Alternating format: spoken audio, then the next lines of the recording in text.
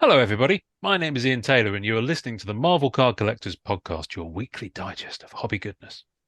A terribly terrific trio of guests this week. Ladies first, and I'm thrilled to welcome back Amanda Z, aka The Graded Gamer. Also making a return after a very well-received recent issue is Keith Boyle of I Want More Comics and Games in Thornton, Colorado. This is why I should read these before I actually start. And finally, because we all like to watch him open boxes of cards, it's Billy Versozi. Did I pronounce that right? Best you've done so far. Best You're I've done so so close. far. Best I've done so far. Well, welcome one and all. How's it going, kids? You all right? Lovely. Thank you for having us. Consider yourself had. This week I'm gonna have a sip. I'm gonna have a sip. It's evening here in the UK, so I'm gonna have a sip. So cheers, everybody. This is Jim Beam Honey, by the way. Mm, Oh, that Okay. sounds good. mm. New sponsor of the show.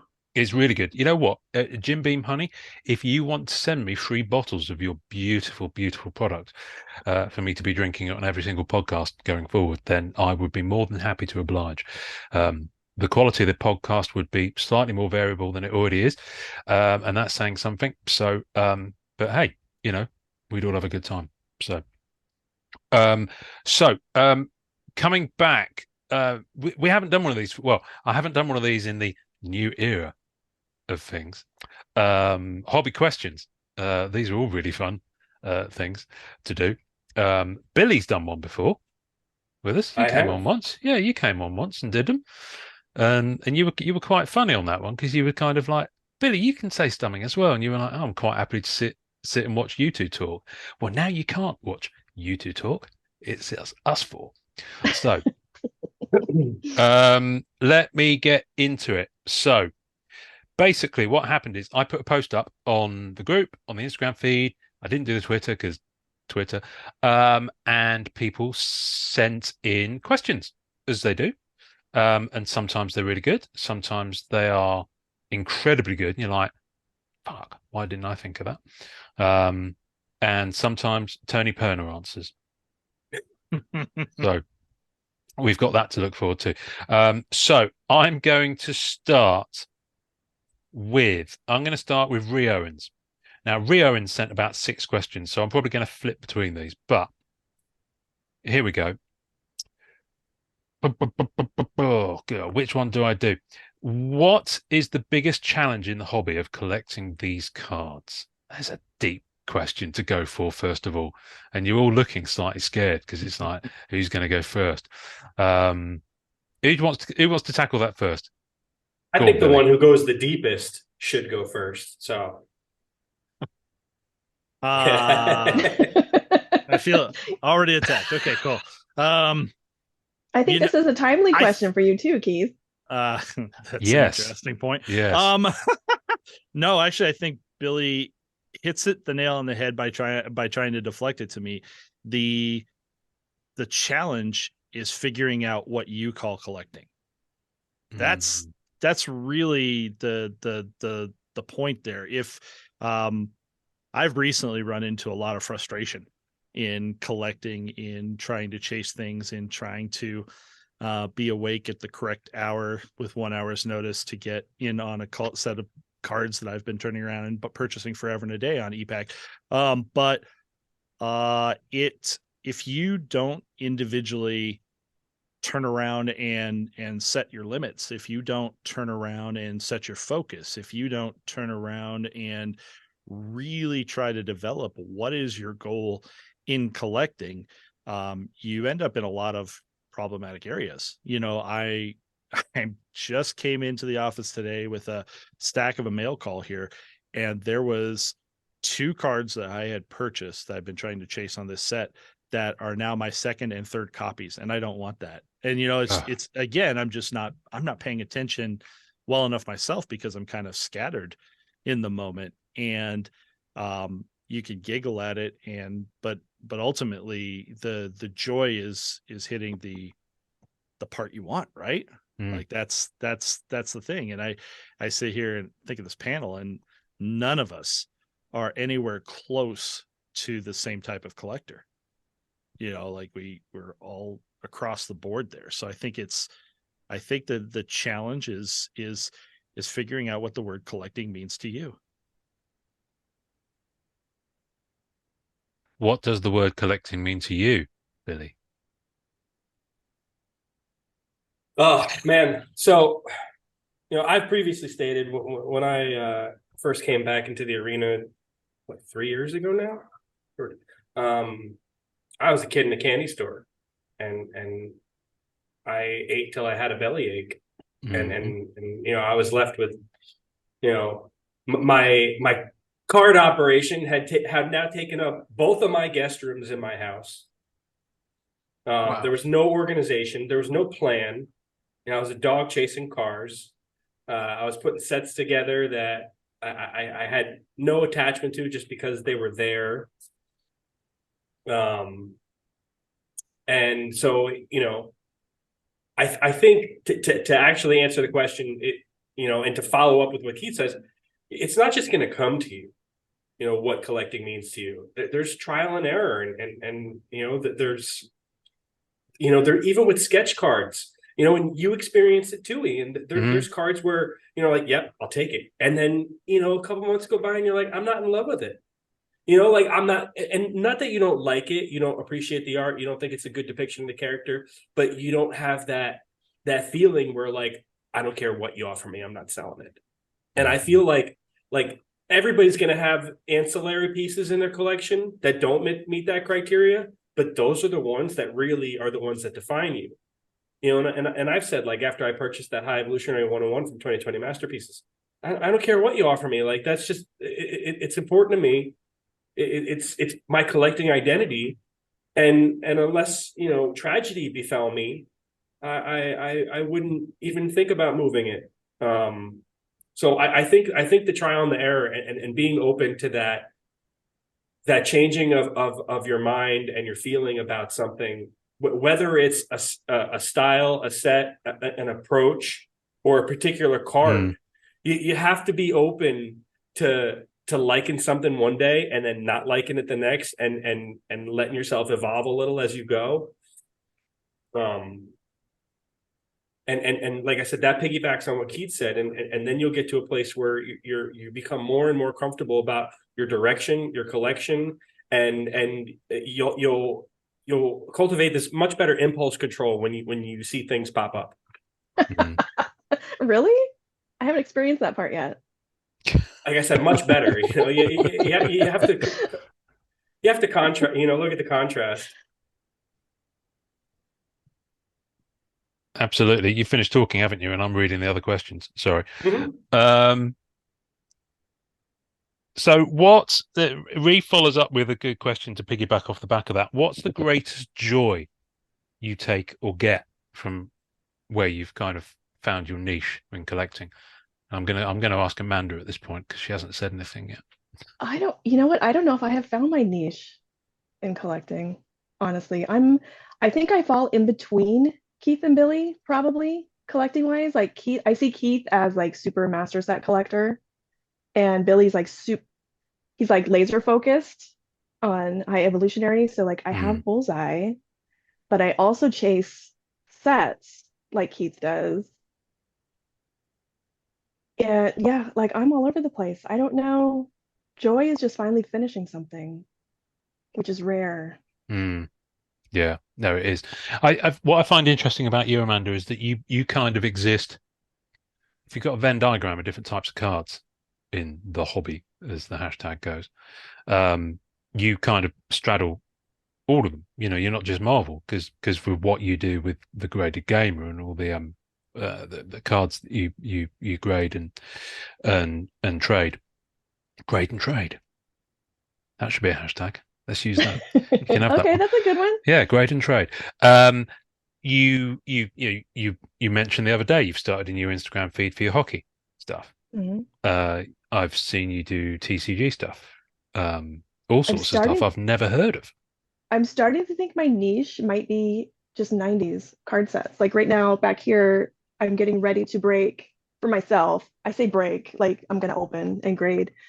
I have the first two sets of Bernie Wrightson, and then I have the Jim Steranko art set from the 90s. Mm, So I Great really, I take on that, mean, Starinko. you know what? I met him one time and that's it. I'm in love forever.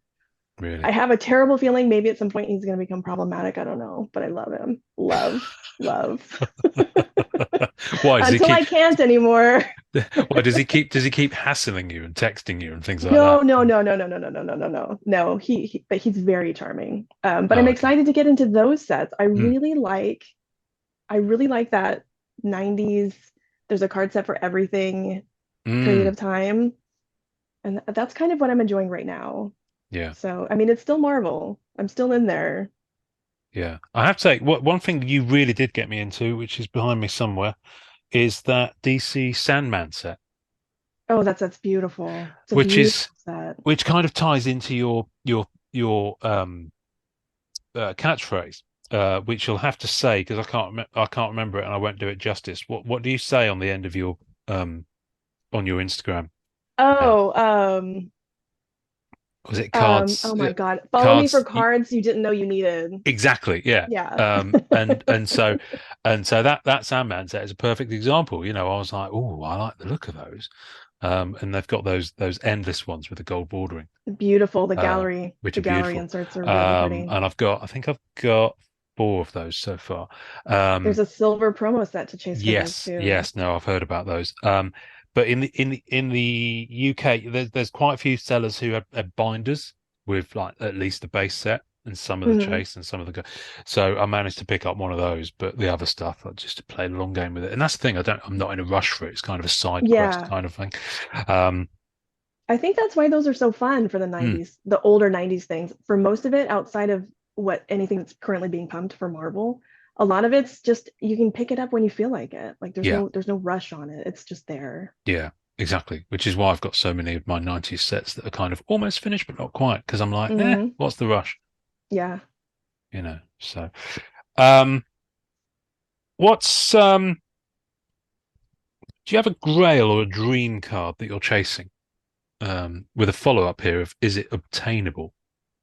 Because you might know where it is and you might think it's unobtainium because someone else Who's has gonna got it. tell you in a Mm, public forum what their I grail know, card is that they don't have? exactly. I mean it might be something. That's the thing, it might be something Not that's this that's gal. fairly straightforward. Yeah, exactly. So you're pleading the fifth on that one, aren't you? I am. Yeah, good. Did I use an Americanism there? Did I get it right? Yes. Yes. Yeah. Good. Do I get any do I get any points for that? You get to take a sip. Thank you. Lovely stuff. Keith, are you pleading the fifth on that one as well? Um, I have so many across the board because when I look at my collection, I kind of fixate on the holes. Mm-hmm. It's not the greatest way to do it. I definitely I kind of am trying to force myself into enjoying what I already have again. And Mm-hmm. that's where I'm cataloging, I'm documenting, I'm taking the pictures of everything that's out there to kind of see this one more time through, as opposed to just looking at those last three 2016 Marvel Masterpiece Mm, achievement cards I don't own. And man, I should have bought that one auction that was 30K, that had two of Ugh. them in it, kind of thing. It's you can get trapped in that idea of chasing it. I think I'll take the positive out of it, which is that because I don't have just that one of one I want to have, that one card, even if it's, let's just say, even if what you're chasing is a 1 in 50, but um there's a 1 in 50 out there I'm looking for right now that's in the it's the Exquisite from Marvel Gems of Cyclops, mm, because I got the recreation by Olivetti of that art. I really like it, and I'd like to have a card that matches it, but it's serial number to 50. It's a set that is successfully hoarded. Like there's just not a lot of it out there. If it pops up, I was offered one, and it was graded, and I don't think that the person that offered to me was offering to me at a terrible price, but it was just more than I wanted to spend. I didn't have to. mm-hmm. So I'm going to take the joy in finding the $50 to $500 cards I can find, and I find Mm, affordable, and mm, grab them as I go, because there's just too many out there for me to focus. If I had a set I wanted to finish, this one's already popped and everybody's got their eyes on it anyway. That's the Marvel Beginnings holograms and autographs. Oof. Everybody's Yeah. paying attention to that, but there's inside that, I can never remember the count, is 38 or 43 Stan Lee autographs on cards that there's no numbers out there to know how limited that they are, but we all know that they're very limited. They just don't pop up. Prices on them are big, and I don't think I'll ever finish that, but it is a lot of fun when you find one piece to add into that pile. Definitely. What about you, Billy?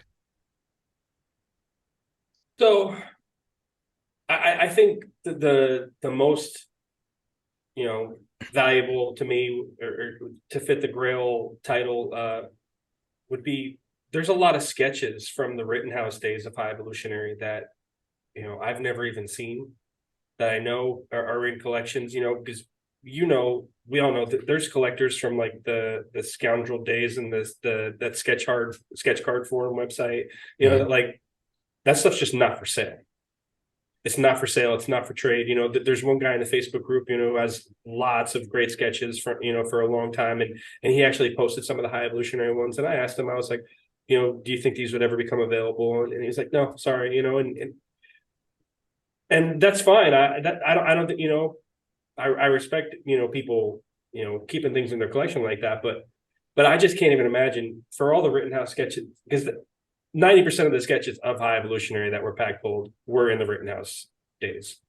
And I have plenty of them, but there's some that are just by bigger artists. I know there's a Martinek that I've seen on Google Images. I've never even, and have no idea who owns it. It's never become available on eBay. So it's just, I know there's some really nice pieces of art that I would like to have out there that, unfortunately, they're in that not for sale, not for trade category. So the best I can hope for is, what little sealed product left there is that becomes opened. If I happen to open any of it, people now, at least I have a pretty good identity in the community as that guy, and they'd be happy to, most people would be happy to at least sell it, and gouge me or trade for something. But yeah, it's just, my imagination runs wild when I think about all the pieces that might be out there. I think one of the interesting things about that is that when you find, there's two aspects to that: is knowing that a piece exists, ergo Google Images, and then knowing where it's living. Because one of the most frustrating things is, okay, I know that there are plates out there of Black Cat that I'd like to have, but I don't know where they are. That's the thing. And with a lot of it, it could well be sat in sealed product. Yeah. That logic is a lot of what makes me draw the lines in my collection, is that I thought that if you have a card that's numbered to 50, the possibility of it popping up, one of them popping up and you being able to get into it, was going to be there. It was definitely going to be findable. But if I was a character collector on something and I was looking at sets, even 1 in 10s, because a lot of my memories come from the Rittenhouse days, where the communication just wasn't there for things and stuff. Plenty of things I know how people did it, because I did some of it myself. I would open up something really cool, a 1 of 10 or something like that, and just put it in the back of the binder and not think about it, because I just didn't have the big push to go sell it or move it. So it could just be hanging out, and that, so it always has that limit of, can I even find what I'm chasing?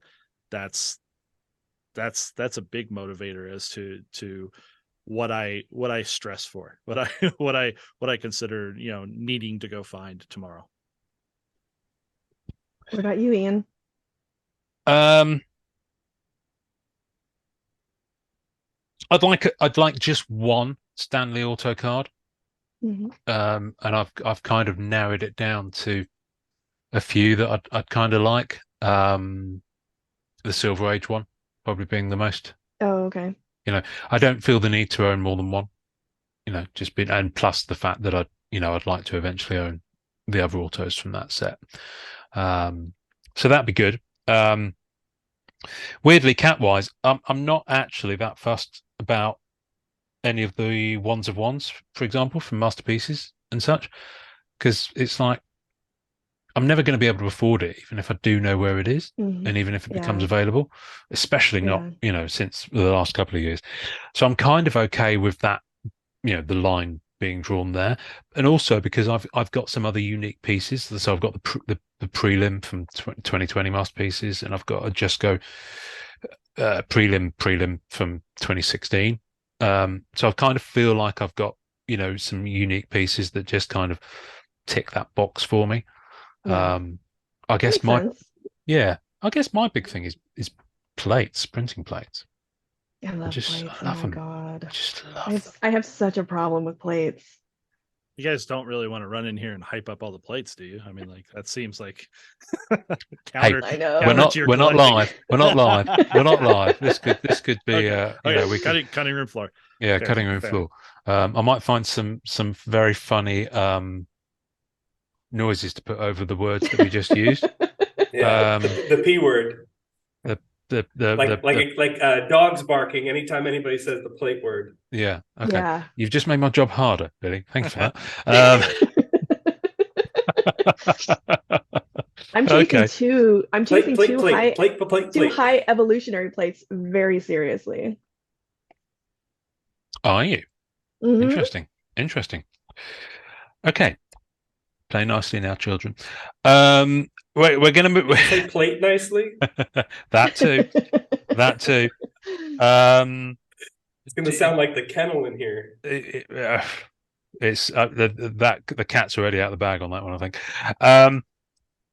Jake McManus, why doesn't everyone donate their X23s to me? So there's a public plea. I don't have any. I It's a don't, public otherwise I plea now. would. Dial I don't. 1-800 Jake needs your X23s. Okay. I'm Uh, not. I'm not aware that he's officially won the public showdown between him and Keith Speroni I there was is gonna say, someone I else. think Yeah. I think for the X23. Speroni's So I X23. I don't think that I don't think a winner's been declared. So I think it's tough To be honest with you, to know where you're sending it. no, Is it like a Thunderdome scenario? Like how does that? possibly two men enter, one man leaves. Listen, Jake is completely cool in the gang about not being that guy. So I don't think in jest. But no, it goes on. I thought this was interesting because Keith, I know the answer to this, and in terms of your question, it's kind of a two-part one. Do you collect base cards, and when did you last look at your base cards? So, There's Keith, you've got vast swathes of like sets and base cards and parallels. I mean, obviously you've got a busy job, so you're not going to like be touching in with them every day. But maybe you do. I don't know. Maybe you go down there and have a quiet in the morning, like Muslim thing, 15 minutes pray to Mecca kind of moment with your cards. I try to touch base cards every day, but I have an asterisk next to that, which is that for my shop, I'm trying to get more and more of them available. It's always a big goal to see more people have the enjoyment. I had a customer give me some wild lists of chases that have. I found out that his story is that he worked at a gas station for an extended amount of years in the 90s and was buying whatever random packs were showing up there. So he comes to me with a list of he needs these DC Firepower singles. Oh, wow. He needs Spider-Man International 97. Oh, And the Flair one. Yeah, right. yeah. He's like, oh, I just he gives me a small little list. I was like, you realize this is like 60% of the set. You should just go buy the base set I've got in the case over there for $25. He's like, really? Yeah. It's like, so I love when people get excited about the base cards. Obviously, this is probably the biggest disconnect you can have in the hobby right now is when we're having a conversation. Are you and me talking as collectors? Are you and me talking as investors? Are you and me talking as, I'm somebody who's got a lot of cards to sell. Eventually I'll have prepared them and they'll be available.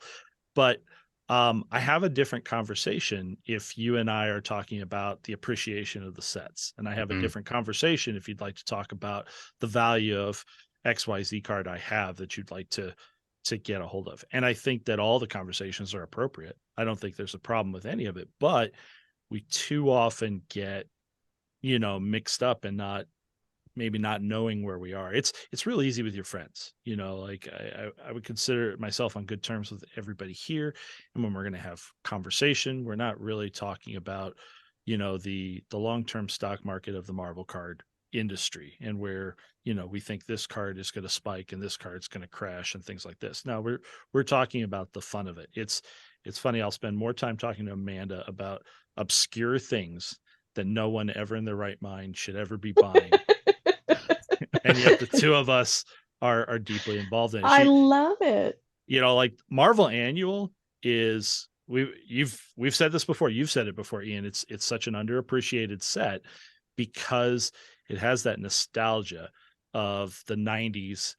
All things are included, like the 90s set was, this is everybody who's in Marvel right now. And, we look back upon it and wonder why certain characters were ever inside those sets, but you would know if you were into Marvel in the moment. And that's what Annual gives us right now. There's plenty of characters in there that are so left field. Like if you're not reading comics, you're just like, who is this? I don't understand anything. That's fine. That's not a big deal. But the base gives you that flavor. We know that insert sets, we know that you're always going to see Spider-Mans and Wolverines and Venoms and all those characters that everybody clamors for inside the inserts. But base is where you get the meat and potatoes, the things that keep the story going. That's it's what like I a love. Yearbook. It's like a yearbook for Marvel that you're. Well, the base is the base, if you pardon the expression. You don't get the chase and the inserts unless you have the base to build on. Does that sound like a really wanky thing to say? No, I've been drinking, but it's so take something like Masterpiece, and it's very easy while you're opening up a box and building your set because of the expense that you've put into the set. And I'm talking about like the last 3 sets and what will be the next set when it comes out. You're focused. Hey, is that a tier 4 card? Oh, is that the special edition? Is that the what if? Or like, and these things really kind of quickly make you forget to look at card number 10 in the set and appreciate it. And it's only when you get to go back and look at the whole thing that you really get to enjoy that side of things. Everyone probably has an opinion as to if they prefer the art of Jusco or Bianchi or Palumbo. But ultimately, if you're getting to look at all of it and just enjoy all the different pieces of it, you're just getting that bonus, the joy instead of the credit card bill, right? Don't focus on the credit card bill. Focus on what you're getting out of this and enjoying. And I think the base is you've got to spend time in the base to get that. Otherwise, you're throwing your hobby money away.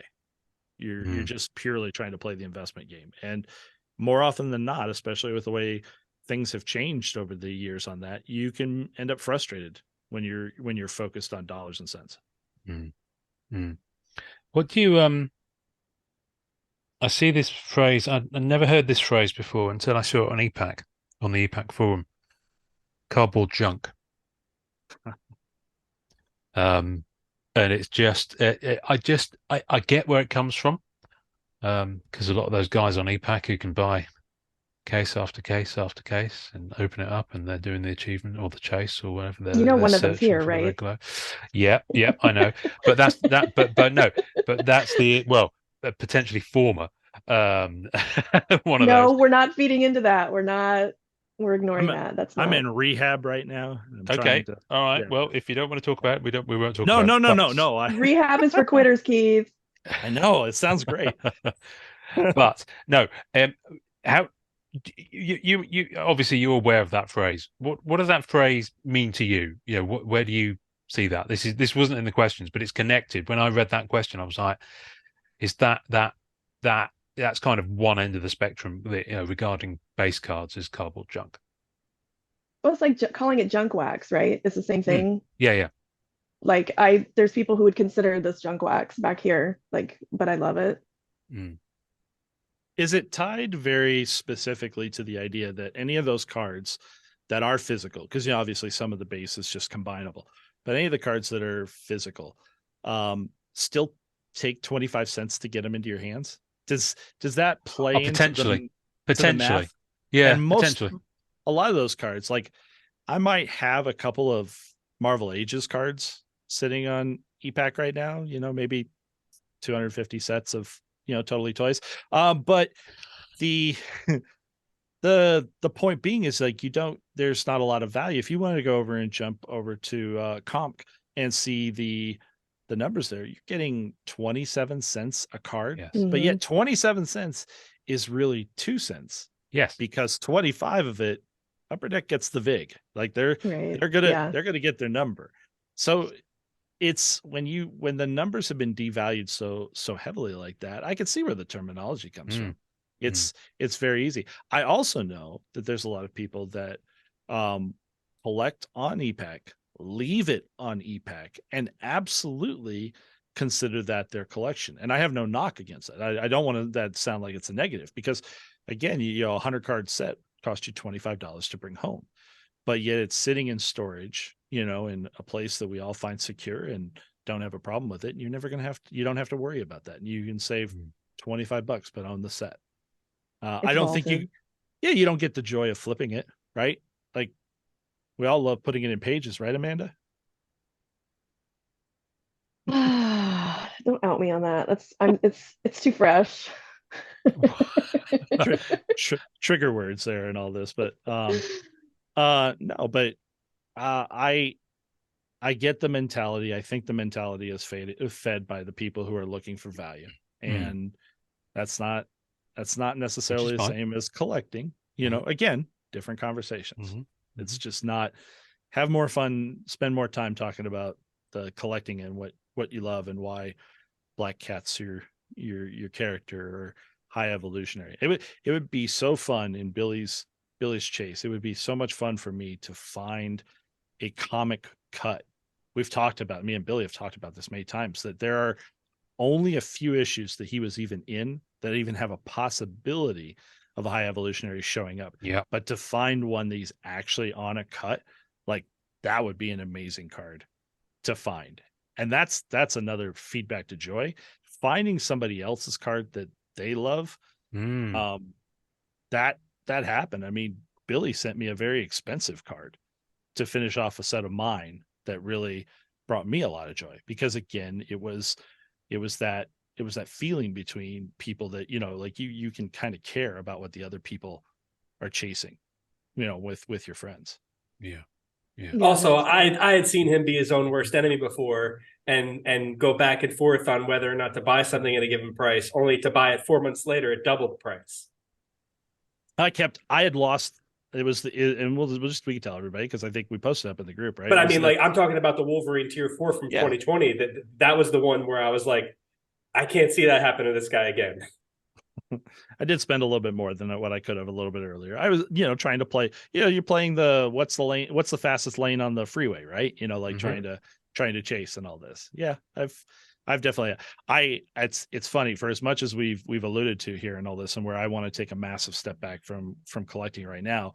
One of the things I'm actually thinking that might be the most amount of fun for me right now is not to necessarily stop getting new cards and stop the new sets, but it's to buy them in an alternate way.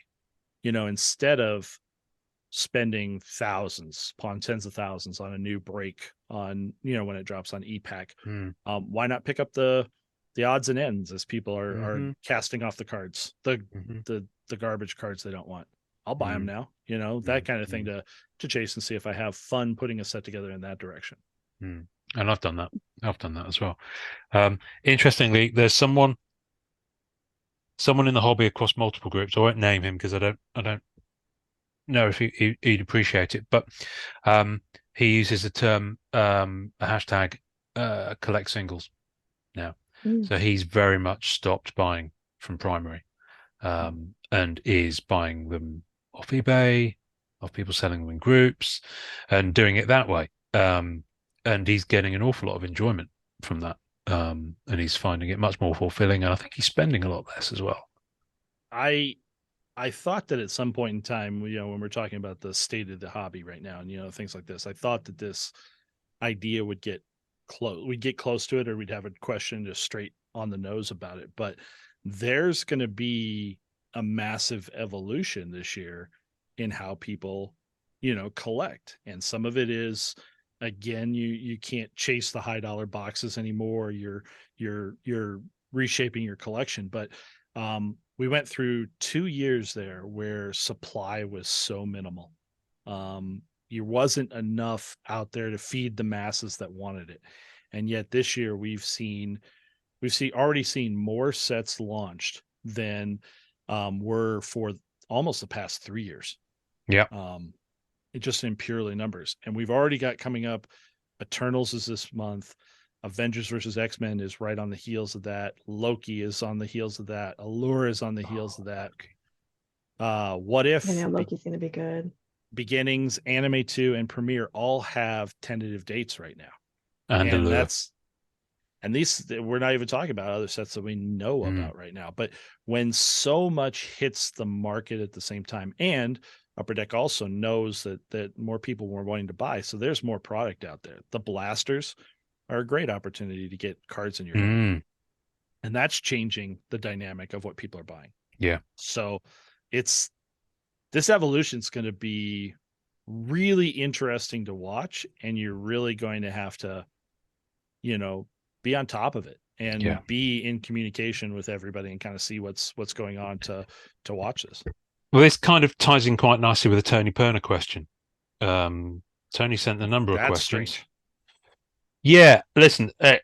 Sometimes Tony's like the whole thing with give a million monkeys a million typewriters, and eventually they'll come up with the great works of Shakespeare. So Tony fired 5 things over at us. 3 of them were: can Ian Taylor do a cartwheel? All right. The answer is no. Are you happy with your current cable provider? Is anyone? And chili. No question. That was just a statement from Tony. So Tony's 2 questions outside of that. Bless him. Tony, we love you dearly. Don't ever change. Can the average collector still afford to collect with the crazy prices of sets? So it kind of feels like it's a springing off that, because I mean, define the average collector, I guess. But yeah, I mean, there's just so much product out there, regardless of the price of sets. Because I'd argue that the price of sets, given the craziness of Spider-Man Metal and how much that got expenses, I'd have to say there has been a marked correction. Now, admittedly, some of the products that are coming out are probably lower tier anyway, like Annual, the Falcon and Winter Soldier. Yeah, they're never going to be up there with the Spider-Man Metals of this world in terms of the prices that people are asking for them. But God loves a try, and I'm sure some people are trying to get a higher dollar for those than they should do. But I think, generally speaking, I think the price has come down. I mean, look at Fleer Ultra Avengers. I mean, it was much, much more affordable to collect for most people. I think the challenge is not the crazy prices of sets. From my point of view, it's the size of them. I mean, Masterpieces is a has a lot of elements to it, but once you get your head around the structure, it's fairly contained. And then you look at something like Fleer Ultra Avengers with the crazy colouring and how many different colours there are and the different aspects to it, and yeah, I mean, where does it stop? Keith is sweating there slightly. I'm giggling over the crazy color comment because we haven't looked deeply at Allure yet. Oh no, we haven't. And Allure reminds me of Doctor Strange on E-Pack. Amanda knows because Amanda has played with Allure hockey, and I love Allure. It's so beautiful. It is going to be a fairly popular set, but the number and the signer list parallels. The signer list is insane, but the parallels are also going to be insane. Yeah, so I haven't seen Allure, but I have heard, and you, Amanda, I guess you can tell me if this is not accurate, but that it's equivalent to like a Topps Chrome in terms of the presentation of the cards.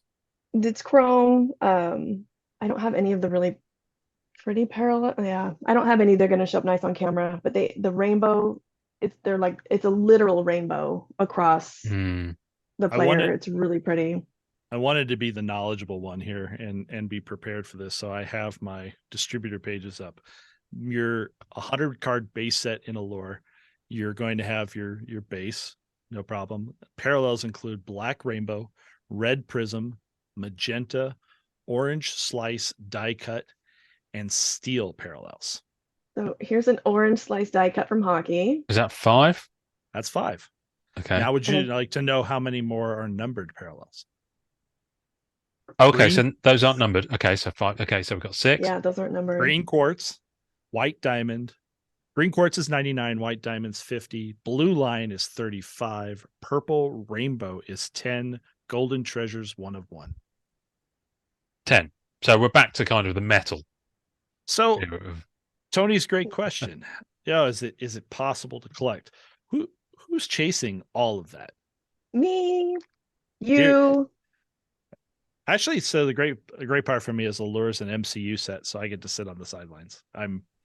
It's outside my bounds. I'm really there. Here's the black rainbow, but I don't think it's going to show up on camera. It's based. Yeah, Oh it's no, not gonna. It's no, don't do us a disservice. Hold that up again. I was enjoying that. it's well, it's hard to see. It has like what we would call a hollow No, foil I get the vibe. I can see it. I can see it. surface. It's nice. I like the Um, depth of it. yeah, they're really pretty. Mm. This is where a And lot I of don't. Upper Deck was talking about that and comparing it to Vibranium, Yes. because again the card stock matches very well. Mhm. Mm. And then of course I did the pregnant pause thing and all this. There's 3 more parallels. There's Okay. red auto. This is before EPAC. This is red auto, purple diamond autos, and golden treasure 1 of 1 autos. Golden treasure 1 of 1s, golden treasure 1 of 1 auto.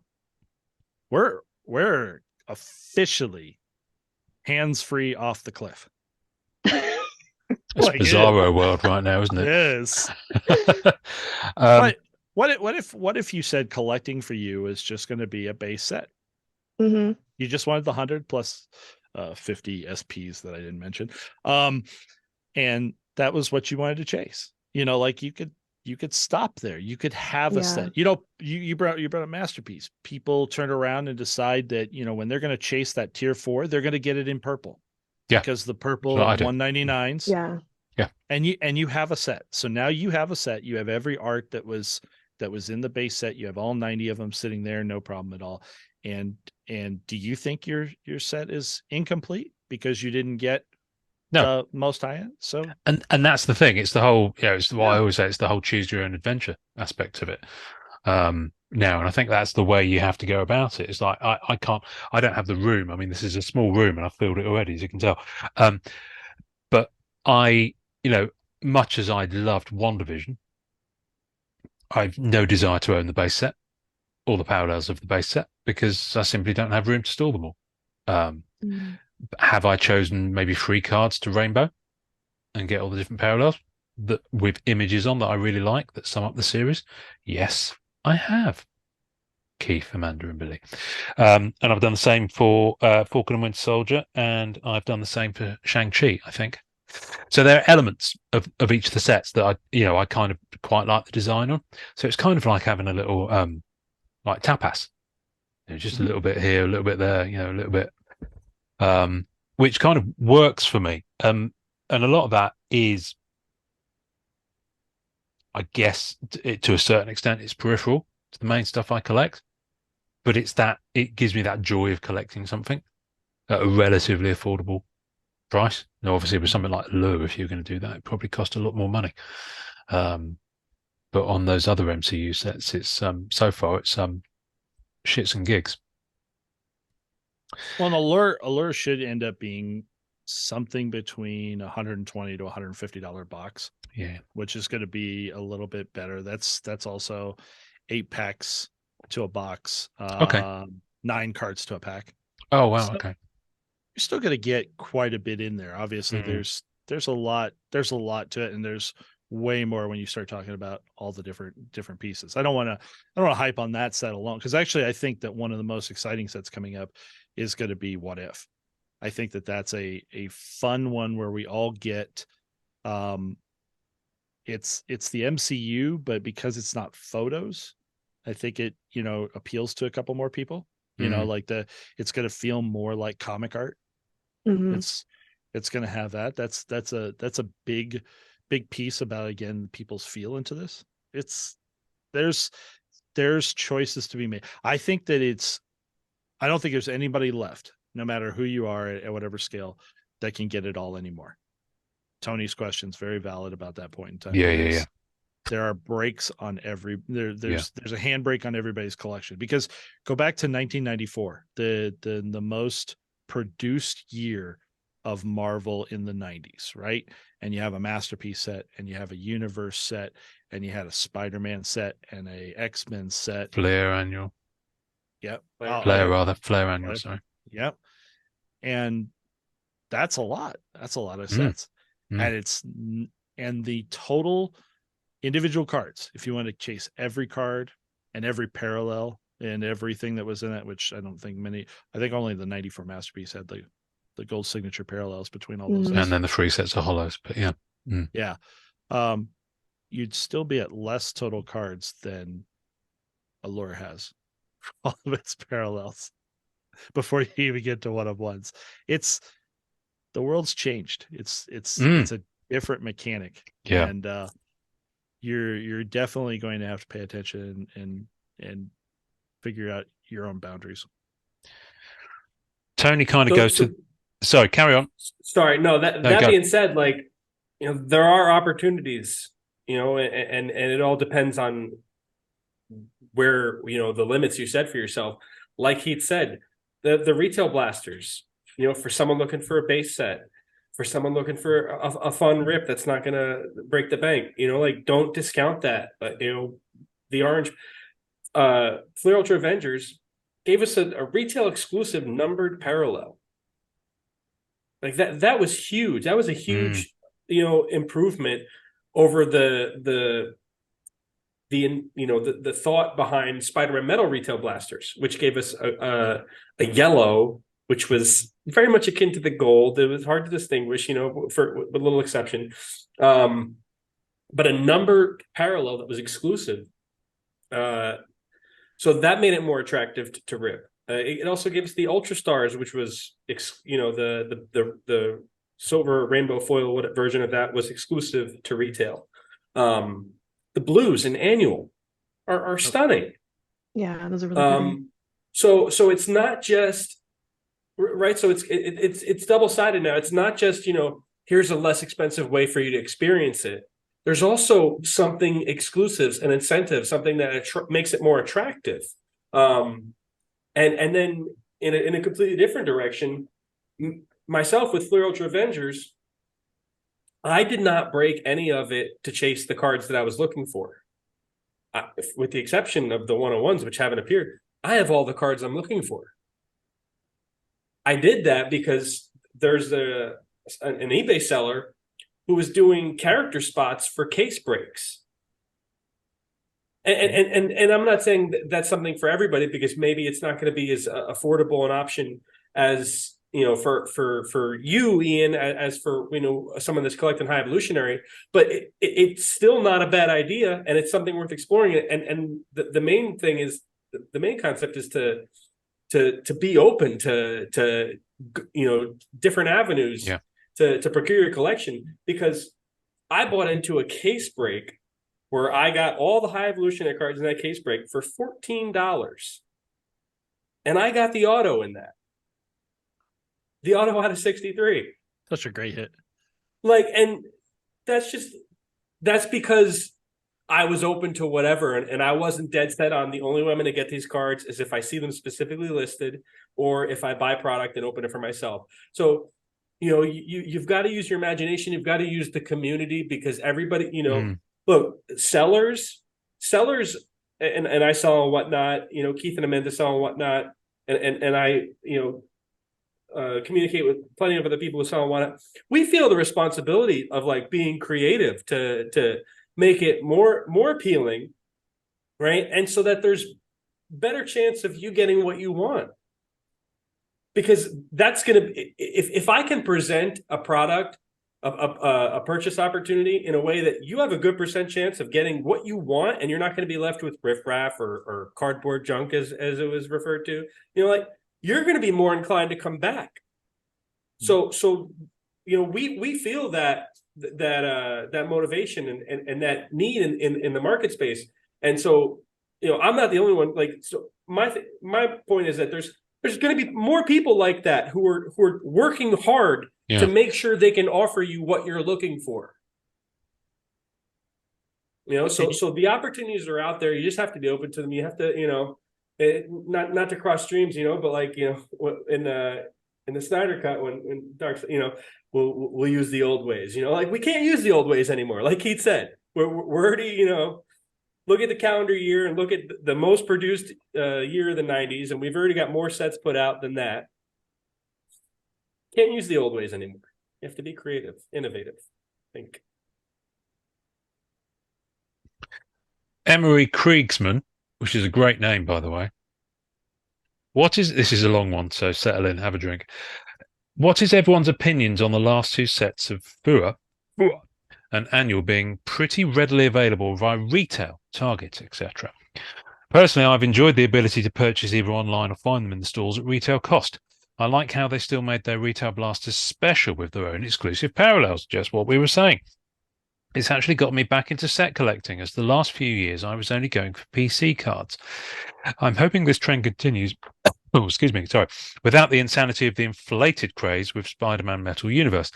There are plenty of collectors that just want to enjoy ripping packs and building a set, not overspending just to try and pull some crazy insert and get ROI. Leave that to the sports card collectors. His words, not mine.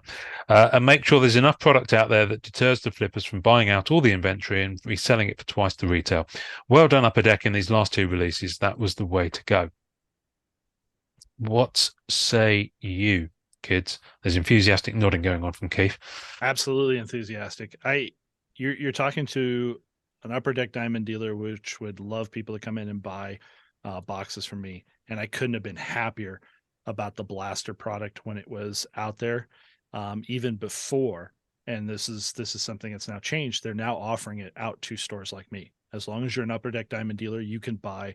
I got in 60 blasters of Annual that I could sell here at the store, and I got them at a price tag that I could keep it exactly at the same competitive price that you get it for at Target. But there was a mechanic several years ago that Wizards of the Coast, who produces Magic the Gathering, went to Amazon and started selling direct on Amazon.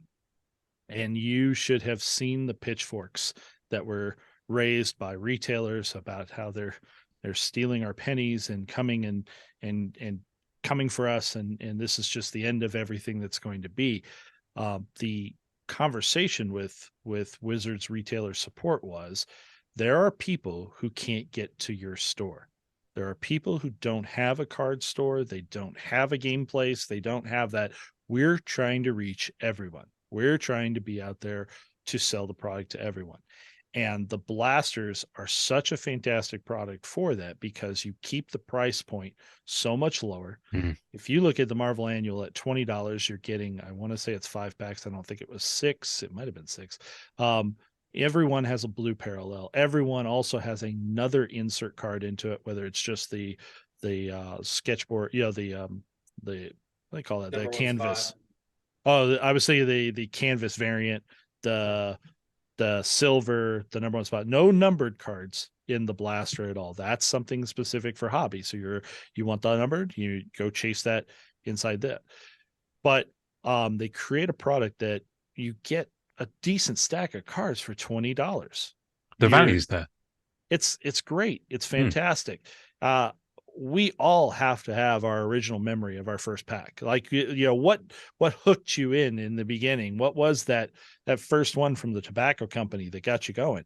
And what you can get inside of that with people getting introduced to it and at a lower price point, instead of coming into a shop and seeing a box of cards at anywhere from $100 to $500, and that's what you're looking at. or take your random roll with a pack, which you hope somebody else hasn't already searched through that box and, and already pulled out the good stuff for you. You want a fair, shake it at those cards. It's such a great thing. And this question at this point is so valid, because I do think that the availability of product at a price point that people can handle reinvigorates a collector. It definitely gives them an option. It's so smart, because ultimately Upper Deck sells out all their product and they don't make any money on aftermarket. They will not make $1 on a one of one sold for any amount of money. They don't make money on flipping green PMGs. That's not their model. They wanted to sell all the product, and they do just well at that. So they want to find as many collectors that are willing to buy the product for all the different reasons. Maybe you are just wanting to go buy the hobby box to find the green PMG. Good luck. But the keeping it open and available to everybody, it's so brilliant.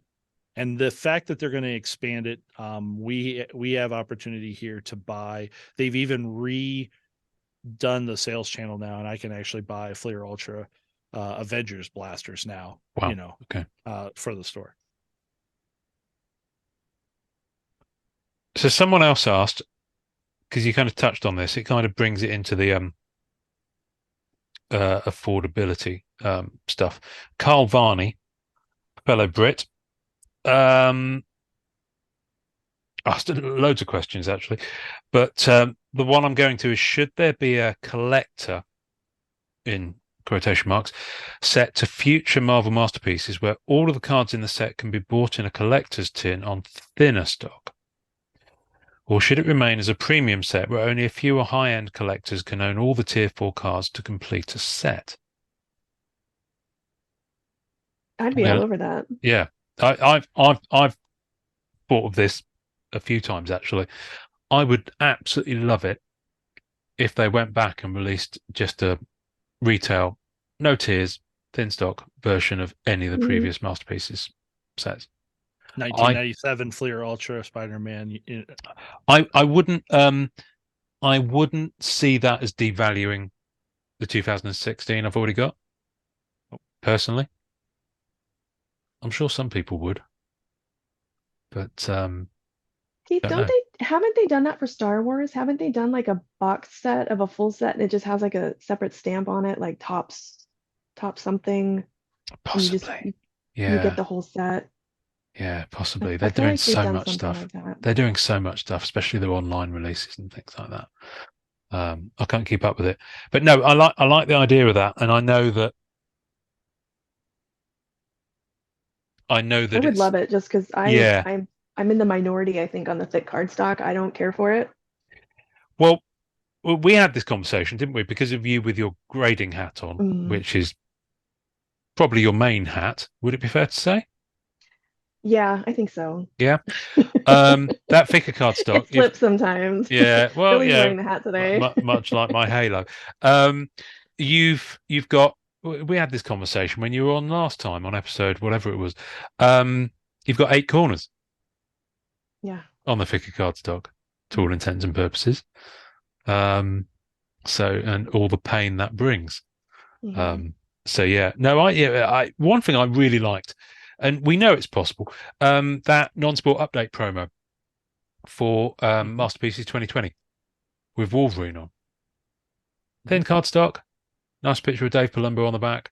Hats off to Upper Deck for actually putting some promos out in non-sport update, because that's a fun collectible thing. With, Spider-Man. They did, and a Hulk. Non-sport update was Hulk. Spidey was the Philly non-sports card show, I believe. Right. But not for 2018. I just think, listen, we're slightly veering off the question here, but it still slightly frustrates me that Upper Deck don't appear to see the value in putting those promos into places like non-sport, into those old legacy, whatever you want to call them, streams of release and marketing, such as non-sport update. Because everyone else seems to. I love the stuff that comes from non-sport update magazine, even if it's sets I'm never going to collect, because it gives you a taste. It's like that. Oh, just a little taste, just a little bump, keeps you going.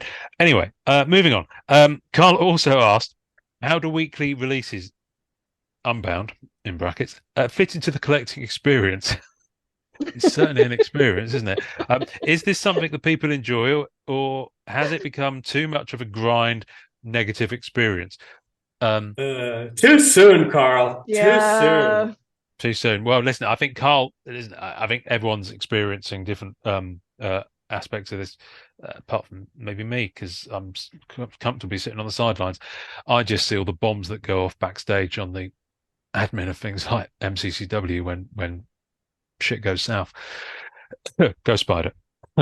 Anyway, but Oh man, it's a how good point. does the semi-retirement feel on a Ghost Spider release?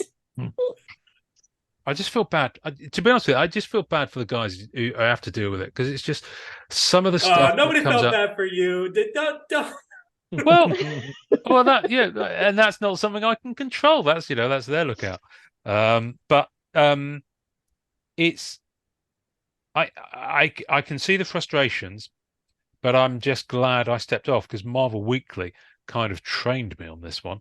So And see, but I loved Marvel Weekly. yeah, I no problem with the set. Loved it. No problem So with the set. I Yeah. think the format, like that format, that style is, I think a lot of us really like it. The issue comes in where when you can't get through the servers, you don't Well, get yeah. notified of the drop, etc. But Yeah. that format, the weekly format, I really liked it for weekly. I So loved that's interesting. those sets. A lot of, so I guess the premise of the question is a lot of people can't separate the format with the experience of the format, and that is a problem that's firmly with Upper Deck's system there, Right, sort of because like how people can't separate the artist from the website administrator.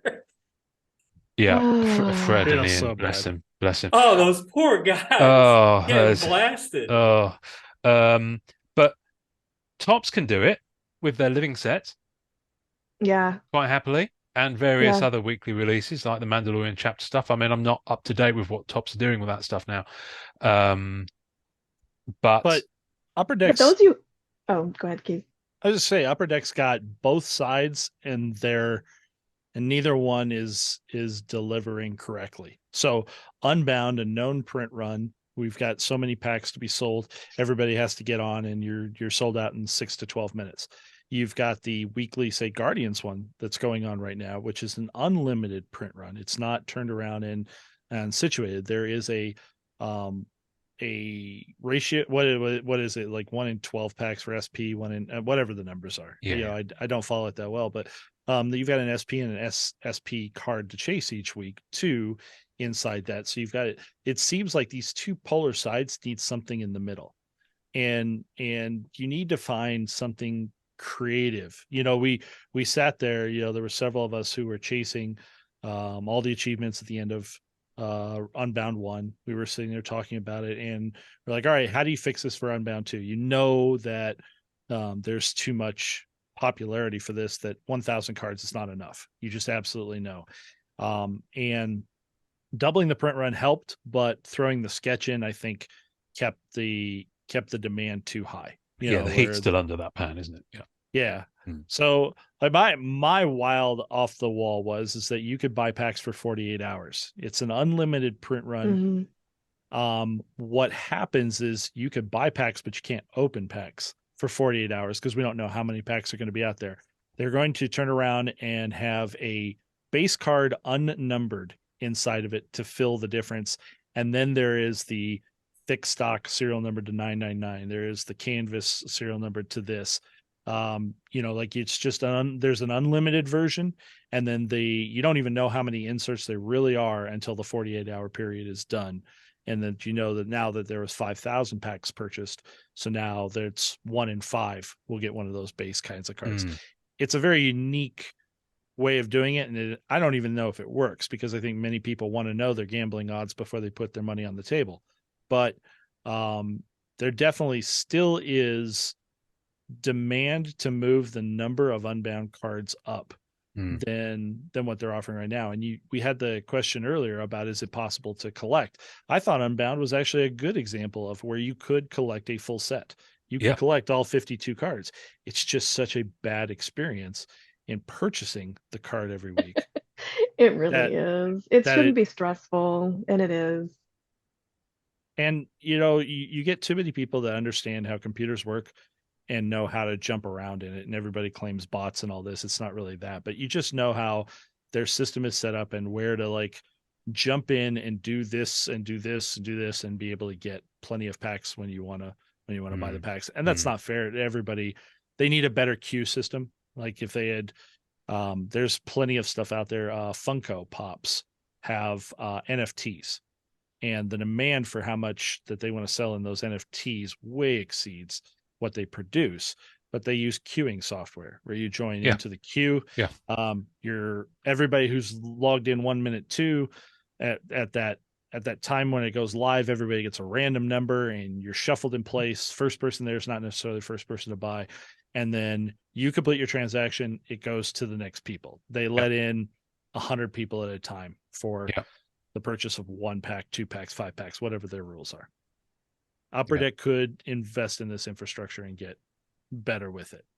That's the thing. It's not a huge investment either. It really isn't. I mean, I know this from because it's quite a common thing in ticketing, with You on know, sales and things.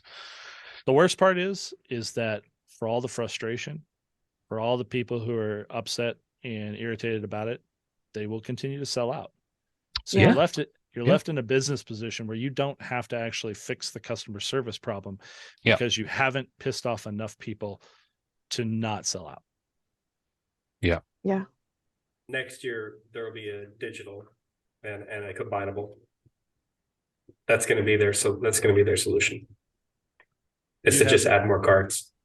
They do have an NFT version that they're on their NFT marketplace that collect forever type thing, and you do think that something is going to turn around and move towards this. Be Interesting. Yeah, definitely. Okay. Carl, also, this is an interesting one from Carl. Do we as collectors have a right to have more interaction with Upper Deck regarding upcoming and future releases? Do you think we can then budget our expenditure better knowing when and what's coming?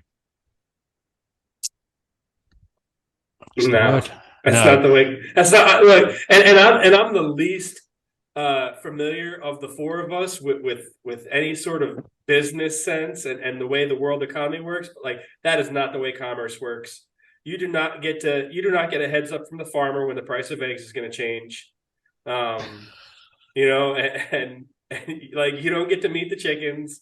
We have rare access as is. Yes.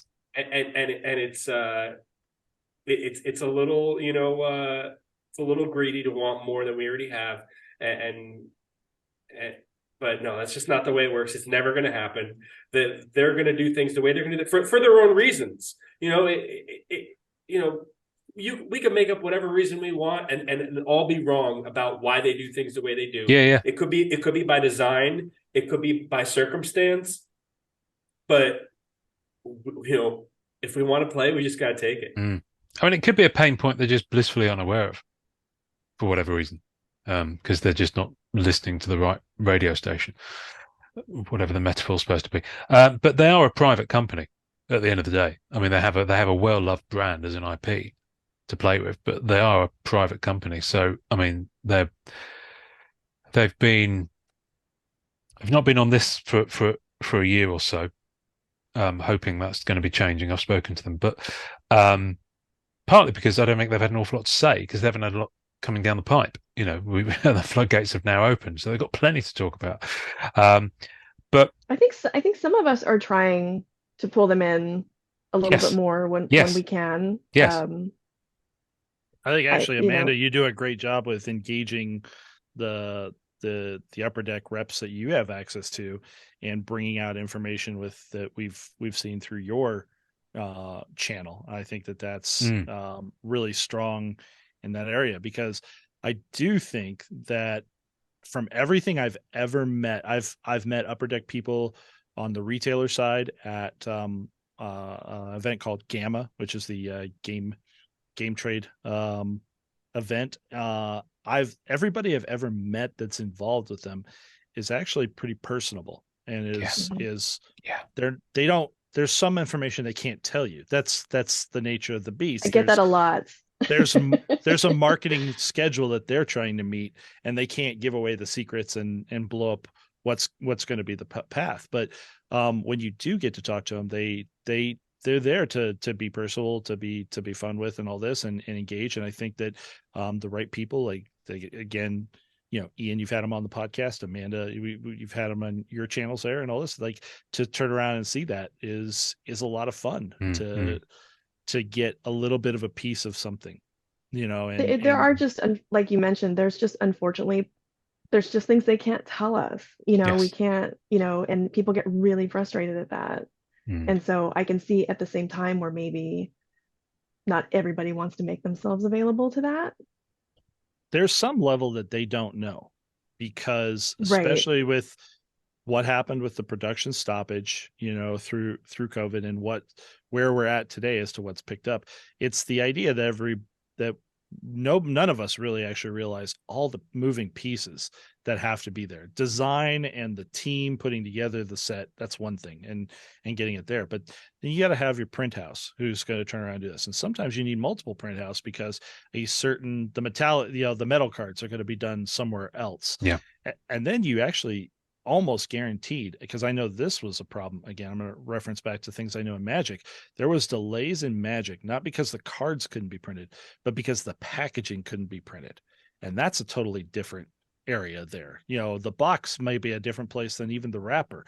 It's a lot of moving pieces and getting things on the schedule. And if something delays, if something fires off and goes late, then you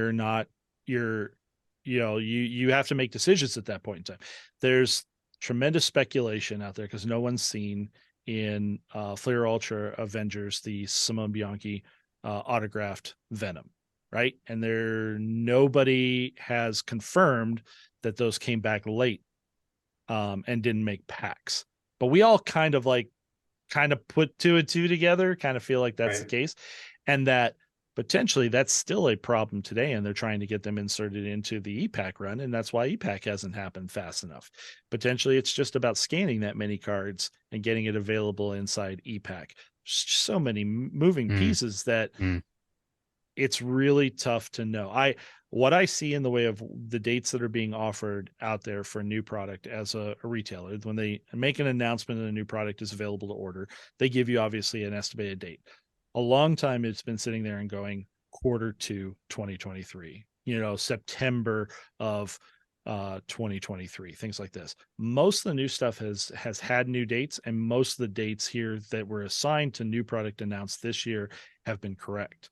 The ones that keep sliding from the past, the Allure, the Beginnings, the different things like that, those still end up being flexible. And I just feel like that they just keep getting bumped, because the new priority has to get completed to keep that train on time, and we're waiting for the other ones to kind of find a time to just kind of sneak in there and get done and get up to date.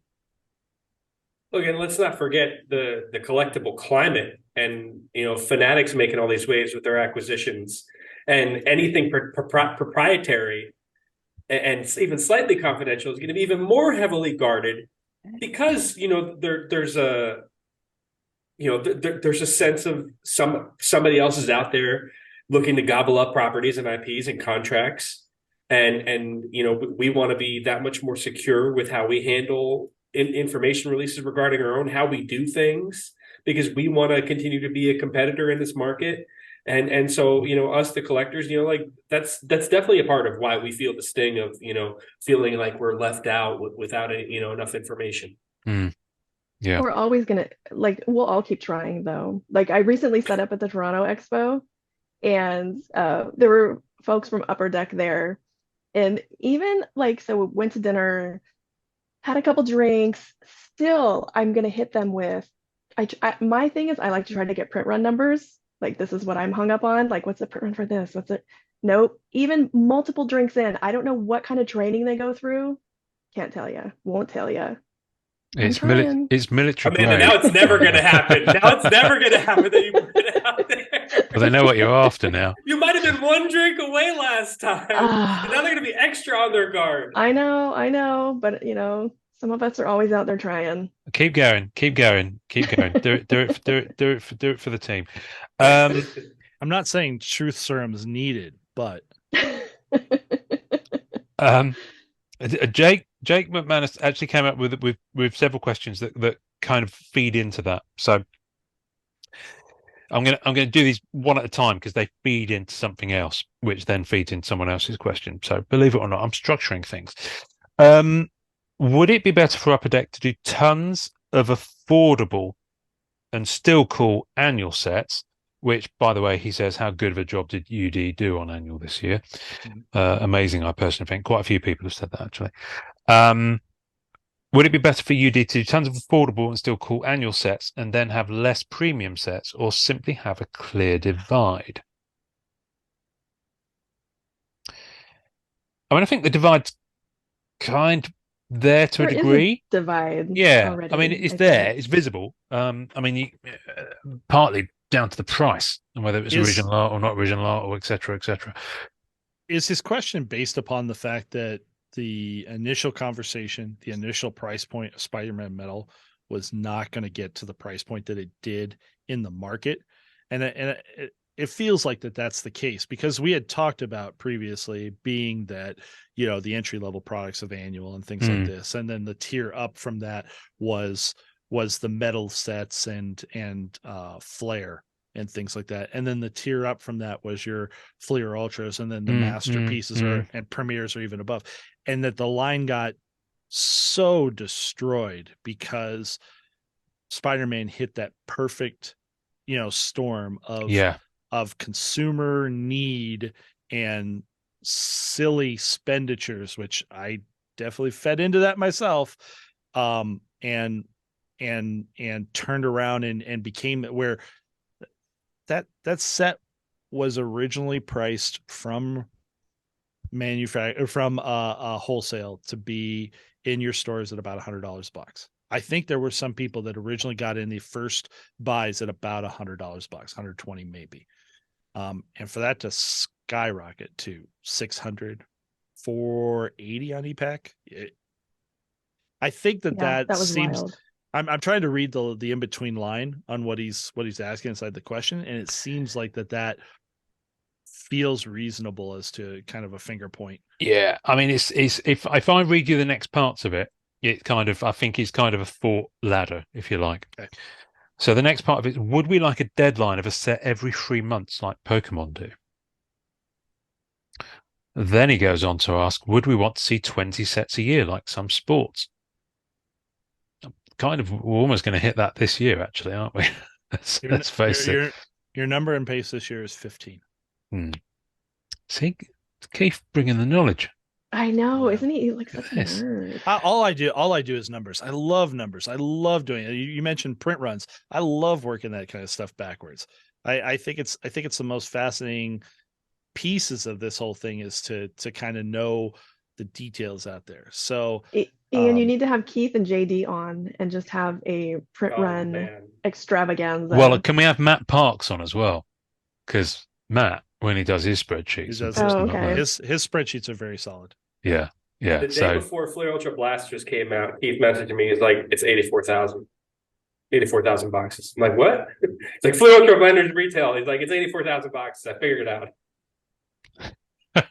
It's got this image of you sitting there like that savant with all the numbers like floating around in there like that. I will tell you what. Sometimes it's very easy to determine. So here's the Fleer Ultra Avengers blaster count was very easy to determine.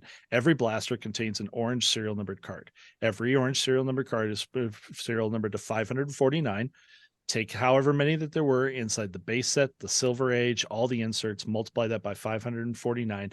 That's the exact count of how many blasters exist in the world, because it's a known serial number to a known ratio. You have to have Upper Deck those has two told things. Me that they try to avoid that. Yeah, so much to the chagrin of Upper Deck. So you can't do that kind of math. So I thought we were going to be able to work the retail boxes based upon the serial numbered inside a retail box, because remember how in Spider-Man Metal you get one serial numbered Or card. hobby, you mean? Yeah, hobby. Yeah, I'm sorry. Yes. Only one not drinking, by the way. Yeah, it doesn't mean I'm right. It's funny you bring up Matt Parks, and there's been plenty of times I've been like firing off the numbers, and he's like, "Yeah, but you did this wrong," and I'm like, "Oh, you're totally right." So, but I thought that we were going to have in Fleer Ultra Avengers hobby boxes one serial numbered. And it's not close. I've opened up cases where a box has And no that's on serial numbered, purpose. and I have another one that has 3 serial numbered in there. Well, and Yeah. they turned around, they threw off the whole math because of the unannounced ultra not ultra power, not ultra stars, but the ultra power variant that's in there that throws off the math too. So no, they definitely hide it. They don't want it. They don't want it to be known. Yeah, they're fucking with you. So Jake's kind of circled this to land. I know I've just compared our beloved Marvel to other products, but I firmly believe we are our own entity. Thoughts on this? So this is kind of where this train's going. Own entity as opposed to sports, or I'm guessing so, yeah. As Or other opposed to, non-sports he mentioned, where they come out on a schedule, and But- we kind of march the beat. That we march to the beat of our own drum. yeah. Not a true comparison to one of the others. No.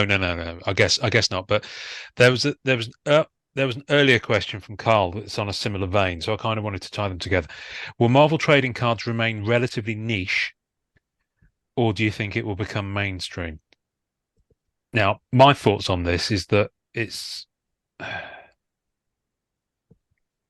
there's a massive drive to make Marvel cards more accessible and open. There's content creators who are all singing from that hymn sheet, and it's great and it's laudable and it's wonderful. I don't know how. I mean, the blasters are a great thing from that point of view, but you think about the fact that blasters are kind of around now, and if you're talking about younger generation, it's going to be a while till they grow up. They're always going to have that whole story where they go off and discover girls and do college, and then they'll come back to it. So, how I never discovered girls. no, they're everywhere. Much to our chagrin. Yeah, they're everywhere. Throw a rock and you'll hit one. Don't do that. But that went dark. My train of thought was going to be, I think I kind of I don't when you say become mainstream, it's like they're not hiding. They're there. Right. And I think I know what he means, and I've experienced some frustration over this because my thinking was always Marvel properties, the IP comics, movies, so popular, right? Yep. Why isn't that translated? But it's becoming, and this, working theory, whatever opinion, belief, that collecting is a personality trait. Like there's some people, as much as they love the fiction, the characters, looking at the art, seeing something on TV, they might have seen, Avengers 20 times in the theaters. The idea of collecting things and owning them and looking at them and putting them on a shelf or whatever it is that we do with them has zero appeal to them. And to us collectors, it's intuitively a foreign concept that, why? This is cool. Why wouldn't you want to have it? Some people aren't sentimental. They're not sentimental about the property. And I don't know why it's not switching to me. I'm just looking at you. They're not sentimental about the property. They're not sentimental about, owning physical items. Maybe they're minimalists. Maybe they spend their money elsewhere. They have different values. But I think that those are the people that would, that would be required to make it mainstream. And we're just not going to get them because they're fundamentally built different than we are. See, I think I see it happening though, like just in my anecdotal experience setting up. So I set up recently at the end of March at the collectible show, Mint in Las Vegas, which is predominantly sports. And then I followed that up with setting up at the Sports Expo in Toronto. And at the Mint, I was pretty much the only non-sport table there, but I was really well received. And same at Toronto. Toronto was mainly hockey, but there was a lot of other sports, a little bit of non-sport. Um, but people would come up to the table and they just had no idea. They were just like, "Oh my gosh, there's cards for this?" Like, so I mean, we see it all the time, Interesting. and we're really used to it. But there were a lot of people there, like even kids even, who were like, "Oh my gosh, I didn't even know these were a thing." So, and I do see more, like Keith mentioned, I'm starting to do more hockey. So I do have, I think, a little more crossover. And I am seeing a lot of the sports guys, and not like sports guys in like the negative that Yeah, yeah. frequently gets used in the groups. There are a lot of people who got priced out of sports, discovered Marvel, and now actually really love it, Mm. and who are here for it, and who, you see it on Instagram more now, where people who were like their Instagram was entirely sports, now they're mixed, and not all of those people are flipping. Like, I think a lot of people see those folks and assume like, oh, he's just PMG hunting, or, whatever. But I really do think there's more positive crossover that's happening, which I think will take Marvel more mainstream. If I was in college and I had to write a thesis, to graduate and all this would hit so close to what I've focused so much time on thinking, because again, as a business owner who's inside this, who turns around and has to decide and make sure that we're not following down the path of the Beanie Baby kind of idea with what I do business wise, this hits on so many different things. I'm going to kind of like try to whirlwind through, because you guys had some really amazing points that have been inside my head and inside my experience out there for a long time. The one of the biggest deals is why would people come to this? Why do you think there's going to be a new person buying Marvel cards? And the why is, why do they want to be part of it? Why are they here to invest? Are they here to turn around and build a collection? Are they here to extend upon their love of, comics, or their love of Marvel, Marvel movies, and they're going to have that. So Billy hits on the whole point that there's part of it's a breed of person. A collector is a different type of a person than, we're just healthy hoarders, right? It's that idea that, we are focused and we have that. We may enjoy what we're doing and know that it has some kind of value behind it, but at the core basis of collection and all this, you're not really concerned that much about the value, except for making sure that what you buy is fair. So, you want to buy something for your collection and all this. I don't want to overpay for it, but I when I spend $200 on a card, it's going in a black hole. It's not worth $200 anymore because I'm not putting it up for sale. So it's not the same as value there. Then you get into who's going to shepherd those people in. Where are these people going to get this information? And efforts like Amanda's to hit these shows and to just showcase it out there. Efforts like Eugene's when he was at the National with a just, hey, look at what this is. Look at how cool this type of thing is. And, there's conversations that are definitely going to have to be different based upon who comes up to their, like the idea of a sports collector wanting to put some money into this and have some value out of what they get to it. It's easy because they're looking at stuff that's so dirt cheap compared to what they're dealing with of one rookie card from this football phenom, kind of like, to them, this is like, you guys are in the kiddie leagues here. You guys don't even play with real money kind of idea. So who's going to introduce them and bring them over? If they're going to be shepherded in by efforts like Upper Deck with blasters, with efforts like Amanda, at shows, as opposed to, there were some bad influences over some of the different YouTube type content over there. There were a couple people that were known in sports as not reputable type thing, but they were kind of creeping into our territory, right? And coming in and having these conversations. they will bring people who are very much looking at quick flip money.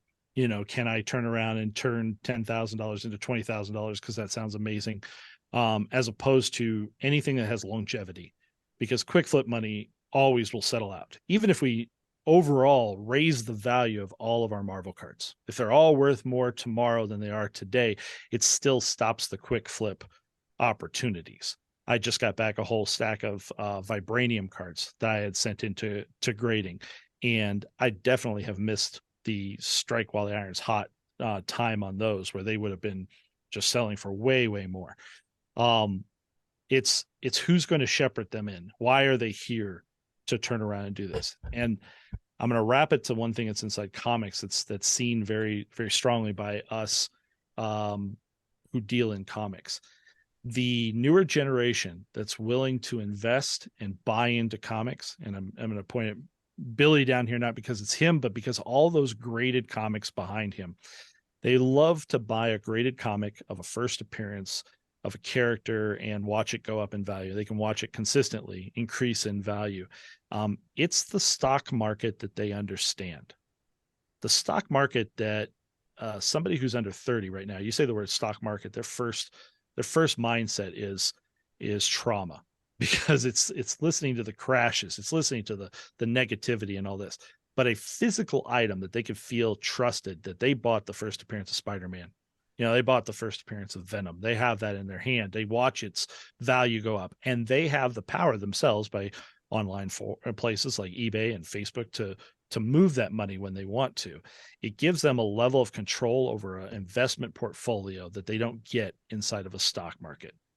And it becomes where this new generation will put so much more money into a collectible that they have some little sentimental attachment to, but they will be out there, not on a golf course, because that's not where they hang out, you know, wherever the cool kids are hanging out today. I don't know, I'm not invited, but they'll be out there talking about, hey, you know, I bought you know, Amazing Spider-Man 300 in, you know, 9.8 condition. You know, I'm just watching that thing, whoo, it's going right on up and all this.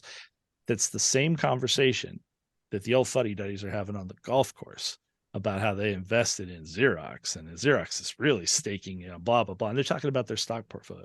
But the new generation is going to be into this type of mechanic of a portfolio. And those people aren't bad to us. Those people aren't bad to be involved with us, that they want to turn around and buy out, you know, 94, you know, sets and be part of our community and things like this, and watch as it goes up. Because if there was just more people into it, the demand would just inherently make the value of the cards go up, you know. So this isn't a bad thing to fight against. Well, Billy was touching his mic there. I thought he was about to say something. I thought he was just caressing No, it in I a thought loving the way. dog was about to go nuts and didn't want to Oh, okay. subject the audience.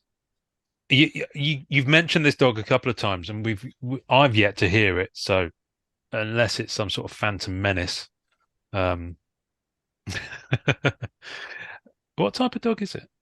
I think it is. I think he might be a menace, actually. Really? Oh, he's gone to get the dog. I can certify that there is a dog. Okay, this is good. There's two. There's two dogs. Two dogs. Okay. There are two dogs, Remy and Wade. Oh, yes. Okay. I remember now. Very good. A Corgi Beagle and a Labrador Shepherd Retriever mix. All right, I'm disappointed. I thought you were going to come back to the camera with said animals. No. No. Right. Those two are agents of chaos. I'm going to do some that I think are relatively quick fire. So should we do some quick fire, Shizzle? Are we able to? I think we're all pretty. Well, you know what? I mean, we've done some pretty deep stuff here, and there's some really good stuff that we haven't done. But I'm just mindful of time, and also the fact that there could be a good part two. Right, there he is. Okay. Yes. There he is. He says, reading this, what company has made the best cards and why? Amanda, go.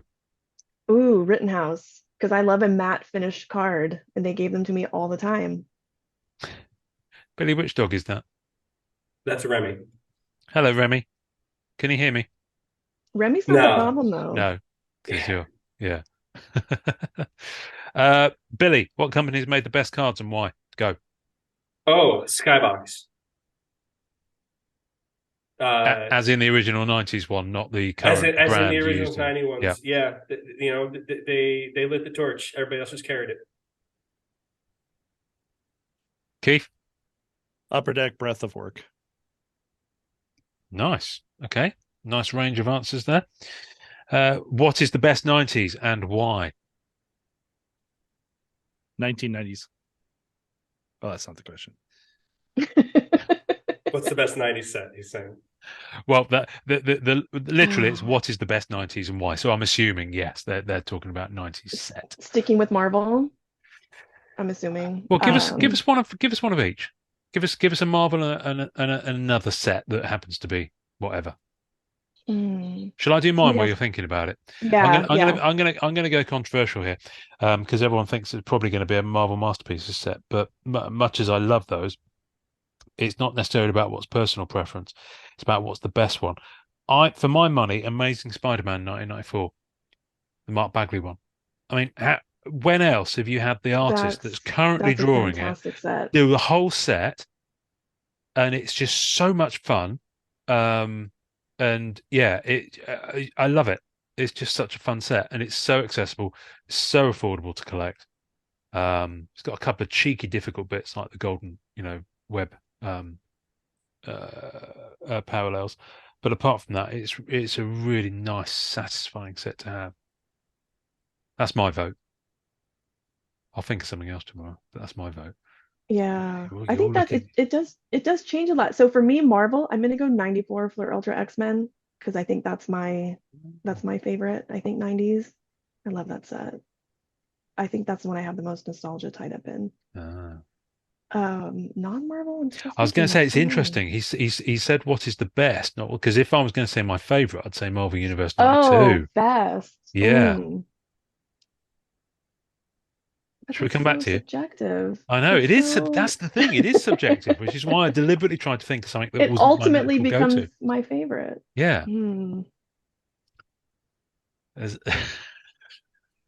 Keith's got kind of. No, I was What's on 94 Fleer Ultra X-Men. Oh, okay. There's definitely obviously, everybody's mind gravitates towards 96 Masterpiece for what it was. But I didn't get my 96 Masterpiece until 20 years after that. So for that reason, I love the set. I appreciate it. I'm deeply into it, but I'm gonna have to think about kid nostalgia, and that was 94 X-Men. I almost said 95 X-Men because I will always remember that Professor X Boris Vallejo card that just absolutely just burned a hole in my mind, and it was just like, it's like this is taking it to 11. For me, it's the binder. It's that binder image of Wolverine cutting through. Dave DeVries is amazing.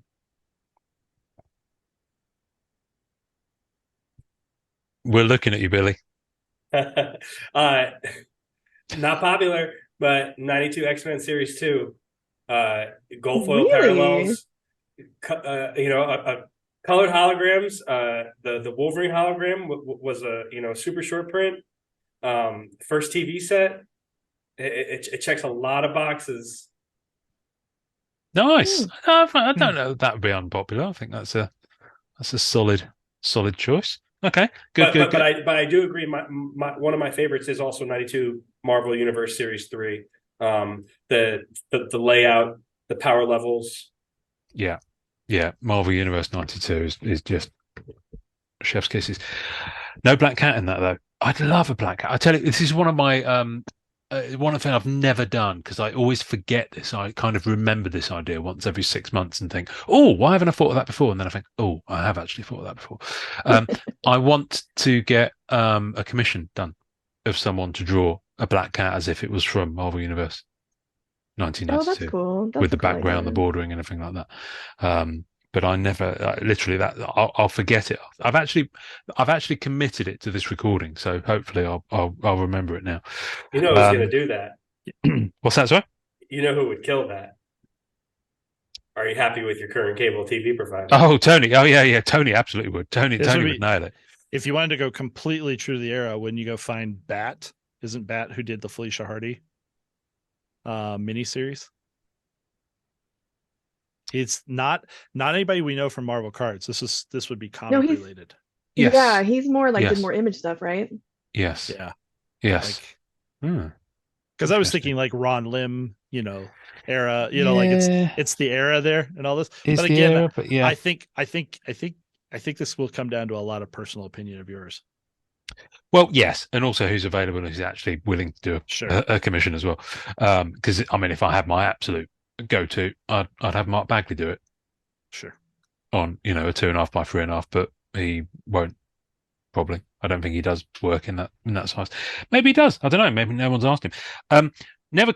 These are all from Peter, by the way. TC Wallets and More. He goes by on Facebook, but I can't remember what his real name is. Peter something. I was going to bring him up because he's podcast. Local. We were talking about junk cards. He's my outlet for junk cards. Yeah, Marrow and Maggot, right? Yeah, anything that I turn around. Well, no, like if I find cards that are damaged and I'm not going to sell them and all this because of what he can do with TC Wallets. I'm now building him stacks that go in that direction. So nice. I have a stack of those, but mine are for Charles Hall. That's fair. We all have a damaged card stack. Yeah. It used to be the trash can for Amanda. He's asked, never collected a Rittenhouse set. What are some of the funnest sets from this era? All of them. The Rittenhouse era, he means.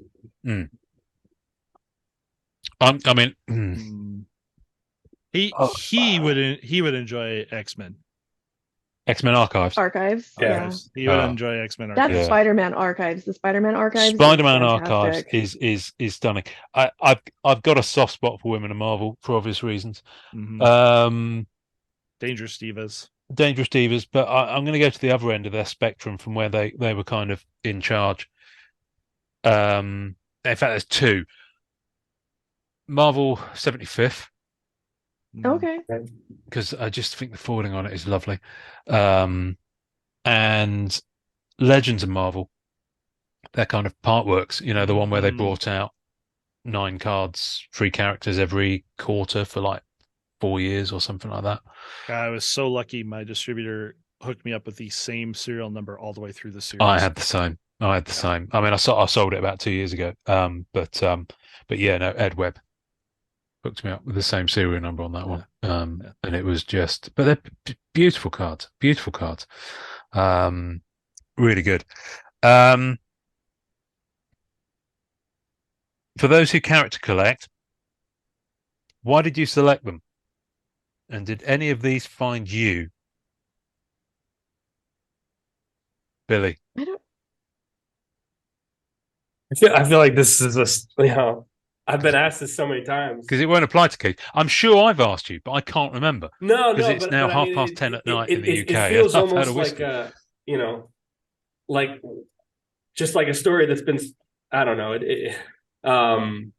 So just give us the York Notes version. No. I feel bad for anybody who's heard it before. It came through comics. It was in when comics were picking it back up around when Captain America died. And I would go to different stores and they would have these big sales and I would just go through, long boxes and I came across the Evolutionary War, which was a 12 or 14 part story where it was all about the High Evolutionary. And I know they had done that other times. But this was, I'm pretty sure it was the first time that it spread across annuals, right, Keith? Of different titles. Was Atlantis Attacks before that? That was a year after. Atlantis Attacks. Okay.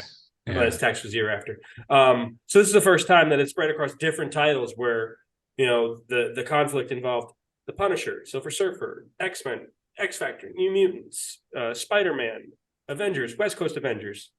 And I was just sucked in by the idea that, he was so much to handle. And I related to that. Sorry. It sounds narcissistic, but it probably is. but there was a lot of relatability for me, and how he made himself everything he was, and he didn't start off as much, and he just wanted to be better, and he cared for everything everybody around him that he tried to make better, even though it didn't always seem that way. So it's a tragic anecdote for my coming of age. Well, you definitely hit Amanda's chuckle button there. That's worth the price of admission alone. She's gone. She's gone. I don't think we're going to get anything from her now. Amanda, bullseye. How do I follow that? I think the idea is that you don't. I think you just carry on regardless. Go on, Spirit of the Blitz. Keep going. Yeah, I just like Bullseye. I prefer villains. I've always preferred villains, and Bullseye is one of the few Marvel characters who I think has always remained a villain. He's never, even when he was faking as Hawkeye, he was still killing people. The people he kills, for the most part, stay dead, not counting what's her face. Electra. Trash Ninja. Yeah, Trash Ninja. Did you like him before he was Hawkeye? Or because he was Hawkeye? I think that's what we're getting at here. It's kind of layers of the onion here. I was just trying to get the timeline. That's all. Anyhow, she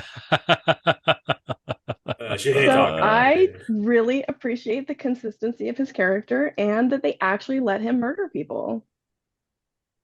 Good. Keith, there's no point in me looking at you because you don't character collect. But he does have a favorite. But if you were going to character collect, I have a favorite, and Cable's my favorite character. Ah, nice. And he's my favorite because of all the wrong reasons. That he has the most convoluted, weird story that you can't possibly hope to know unless you just go that uber nerd on him kind of idea to know all the details. What impressed me was that there was nuggets left out years before in the story that they started tying up, and it was something I was very impressed with Claremont and all the things X-Men and Cable became the lightning rod for that idea. We're back to the Tony Perner question about your cable provider, but we won't go there with that joke. Black Cat. I know. Do we know why you picked Black Cat? Oh, I've talked about it. But yes, actually, I think we do know. There's a tingle involved. Hey, who will say that again? Sorry. No, go ahead. A tingle? A tingle. Yeah. Oh yeah. Oh yeah. I mean, I won't lie. It tingles me. No. In the UK, they were reprinting Amazing Spider-Man as they do in various and had done since the early 70s, and this went through to the early 90s, and they still reprint it now, but it's in a different format. But in the UK, it used to be in a weekly format. And outside of that, they then started doing some fortnightly or monthly titles that were full color. So the weekly ones were always kind of the cheapest copy, newsprint. They started doing some higher quality ones. Spider-Man and Zoids was the one. So Zoids is obviously being the toy line. The comics for that were absolutely brilliant. I think it was some of, I want to say Grant Morrison early work on Zoids, strangely enough. But Spider-Man and Zoids, and so they were reprinting stuff from Amazing Spider-Man around that time. Like the issues with Hobgoblin and Puma, kind of around the 240s, 250s, 260s. And Black Cat was very popular at the time, always in Spectacular Spider-Man and crossing over, and there she was. And I was like, I was absolutely smitten as a very impressionable 12, 13-year-old, formative years. So what can you do? But weirdly, I didn't start collecting her until I was in my 30s. So yeah, there was a good 20 plus year gap. Someone else asked me this question, and Amanda, you're kind of spoilt for choice on this because Bullseye's being portrayed on the screen a number of times. But Justin Treese asked me who my ideal actress to play Black Cat in the MCU would be. And I'm struggling to think of anyone who's uber current. But if I go back, maybe, I mean, she's still active and does stuff, but I don't know what she's up to at the moment. But Alice Eve, who was in Star Trek Into Darkness, blonde actress. She would be kind of my number one choice at the moment, I think. But yeah, Billy, you've just had the joy of your character appearing in the Is that what we're calling MCU. it? Well, I haven't seen it yet, so no spoilers No, for no, me. no spoilers. But you know, But was it a and fulfilling experience for you? the portrayal or the film, because James Gunn has already come out and said that it's, you know, it's not derivative. You know, it's different identity, Okay. very loosely based off of them. And obviously, you know, some of his attitudes and the way he was portrayed is not consistent with what I know him to be. So it was enjoyable. You know, it was a great movie. Two spots, you're definitely gonna cry. I mean, like ugly cry, like. But no, it's unfortunate. It's all I'm gonna get, and the you know, not to give you an alley oop here, but the taste that's left in people's mouths from him is not a savory one, and Okay. it's almost gonna make me a little public enemy for supporting him. Okay. Fair enough. Fair enough. Amanda, Colin Farrell, discuss. I think he's a fine actor, maybe just not for Bullseye. I fucking love that movie. I Oh, I absolutely never love that miss. movie. So I go long enough in between watching that Mm. I convince myself, like, you know what, let me try to watch that again. It's so bad, Ian. It's so Oh, it's bad. great. It's great. I don't like my Bullseye. That Bullseye trips too close to the Joker for me. Sometimes they write him in a way that I think is Interesting. too, like, he's a hired assassin. Like, he's Mm. not supposed to be like super chaotic. So that was a little too far in that direction for me. I don't know that I have anybody. I liked the Netflix series. I liked Still haven't that seen season actor. 3. Still haven't seen it. Ian. Hmm. Oh my God, the fight scenes in that. I know, I know, I know. I wish I had known. I would have refused to come on until you watched it. Very Like dare what's you. the holdup? What's the hold up? Well, it's time to watch it when, well, I don't get any time to watch stuff without the wife around because our window of opportunity to watch stuff is minimal. I can't watch it with the kid around. I'm not Right. going to watch it on this because, you know, so Yeah, all right, fine. I need to convince her that we need to watch it.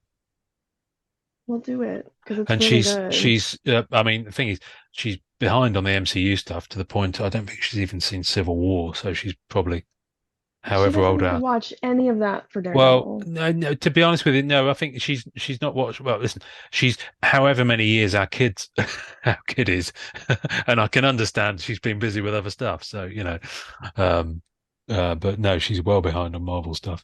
But yeah, Daredevil season 3. I'll work on it. I'll work on it. I I think can. I'm Keith, in the your thoughts on minority. Brolin? Who? Thanos Cable. Yeah, Thanos Cable. What'd you think? I think I have the exact same problem that you have with your character on the big screen, which is that our idea and our love from him comes from all the depth we know and all the story, and you just can't portray that. You knew it was never gonna get there. You knew you were never gonna get, like that's my guy, that's my version kind of thing up there. So Hmm. I don't think Brolin did a bad job at all. I think it's fine, but I think it focuses on a very small area of what cable is, and so it's always going to be, not enough cable for me. Need to get a new cable provider, don't you? Right. Tony's going to be to, loving, to answer Tony's loving question, the That yes. was fact. really good, Ian. Yeah, well, Tony's going to be loving the fact. Yeah, his question actually, you know, He's got in he's there. he's doing well. Um, who is the next Marvel Masterpieces artist? Come on, someone knows. Spill the beans. Uh-huh. We're sworn to secrecy. Yeah, yeah. Sorry. Yeah. We could tell you, but we'd have to kill you. Yeah. Yeah. Can't do that. You know what? I think we're kind of done for now. Yeah, I think that's a Um, good place to end. I think it is a good place to end it because there's loads more really deep. In fact, there's some really good ones actually, some really good ones here. But we'll save that for next time. Can I just read you a nice little review that I had on Apple. Please do. This is from Ming Sean Chiang in Taiwan.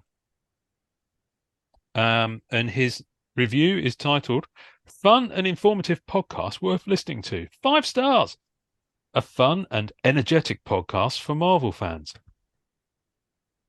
Get in there, my son. Thank you very much. So I've noticed that the Taiwan numbers on the stats thing that I get emails from every day. I noticed there's suddenly Taiwan had appeared, and we were for a long time we've been like in the 50s and 60s and the most listened to hobby podcast in Taiwan. Oh, no kidding. And it's this guy. So all it takes is one guy to move the needle in Taiwan. So there's also someone listening loads in Argentina at the moment, and I have a feeling that could be Ariel Olivetti, but I might be wrong. But anyway, thank you guys. Thank you, Ian. Thank you. So I'm going to put it in the tasting notes anyway. But where can everyone find you on? I like to give people the opportunity to pimp themselves should they wish to. I'll start with Amanda because, quite frankly, cards you should know about. I can be found on Instagram at Graded Gamer or the Graded Gamer Hockey, if anyone in there is so inclined. I have a website, thegradedgamer.com. And I'm also on Twitter as Graded Gamer. I'm pretty easy to find. You're still doing the Graded Gamer inventory feed as well? It's hard because I've been using that for cards that don't sell right away. Like most of my cards, I have like client lists, and I just say, "Hey, I got this. Do you want it?" And it's gone. So it's not a lot makes it over there, but I do still have it. You can find that one as well, folks. Thank you, Ian. Keith, where's your store? Remind people where your store is. Yeah, I Want More Comics and Games in Thornton, Colorado, which is just a suburb of Denver. We're stone's throw from there. But having a blast there all the time. You can find us on the web, on all the social medias, all under the same name, I Want More Comics and Games. Billy, when you got more Marvel on the brain coming out? When people want to play, man, it's rough. We're in another hiatus. I think the competition was a little too stiff. We're gonna retool the format, try to go a little shorter, cater to the to today's attention span, and see where it goes. We have a lot of fun. It's a lot of work, but it's a labor of love for sure. With this and doing the Facebook group that you do it because you love it, and if you didn't love it, you wouldn't do it. But that's the beginning of the end of it. But watch _me_open on Instagram, watchmeopen.com, on Whatnot. Usually every Friday, breaking a box of some Marvel cards. And you're all on Whatnot, aren't you? You all do Whatnot stuff. We are all on Whatnot. Under the same kind of handles? Yep. Yeah. Mm-hmm. Good. Although Billy's is really focused. He does a lot of amazing breaking. I end up on mine just rambling about cards. So we use it in very different ways, but we are definitely all there. But Amanda's is a lot more engaging. It's a real like lunchtime social thing. People go on there, they chat, they have a good time, and they get to see all the cool cards in the background, and then they get to see her uncut sheets that she'll never sell. There's a question about Whatnot because I'm complete. I literally never gone there. Can you go back and watch stuff, or is it just live and it's gone? Yeah, no, you can. You can. Apparently, right now you only can do it on an iPhone because I've had people try on Android phones and on the web, and it didn't work for them. Okay, well that's good because iPhone. Okay, well I'll have to have a look into it because I'm not sure how international it is, but most of the stuff that you guys do is on at a time when I can't watch because I'm asleep. So I didn't know you could watch it back. So I've learnt something here today, people, and I feel a more fulfilled and frankly vibrant individual for having done so. So thank you. Guys, again, Ian's demeanor brought to you by Jim Beam Honey. I resemble that remark. Who wants to sign us off this week? Do you want to do it together, or do you want to? Someone want to take a stab? Who's going to be nominated? Keith. Why me? What? Because you're drinking water. Because I always forget.